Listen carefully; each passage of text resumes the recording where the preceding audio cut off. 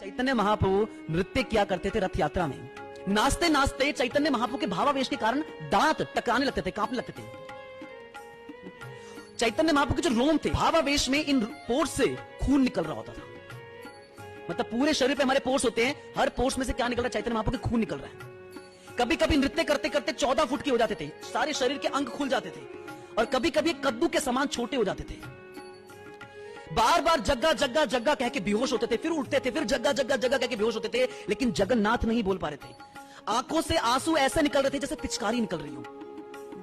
और जितने लोग आसपास खड़े थे तो चैतन्य महाप्रभु के दर्शन के लिए आए थे, चैतन्य महाप्रभु ने अश्रुओं से उनको भिगो दिया था।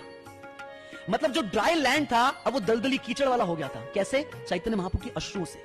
गौर नटराज के दर्शन करने के लिए जगन्नाथ जी अपने रथ को रोक लेते थे, जगन्नाथ जी स्तब्ध हो जाते थे। इस प्रकार का नृत्य चैतन्य महाप्रभु उनके संगीगण करते थे।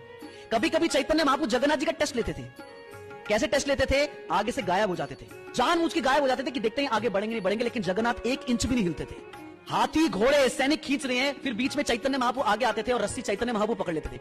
और जैसे ही चैतन्य महाप्रभु रस्सी पकड़ते थे, ऐसा लगता था अब रथ चल नहीं रहा है, अब रथ भाग रहा है, अब रथ उड़ रहा है। चैतन्य महाप्रभु आकाश में ऊपर उछलते थे, और नीचे जब लैंड करते थे चैतन्य महाप्रभु, तो चैतन्य महाप्रभु के लैंड करने से जो साउंड आता था, ऐसा लगता था कि पूरी पृथ्वी हिल गई है।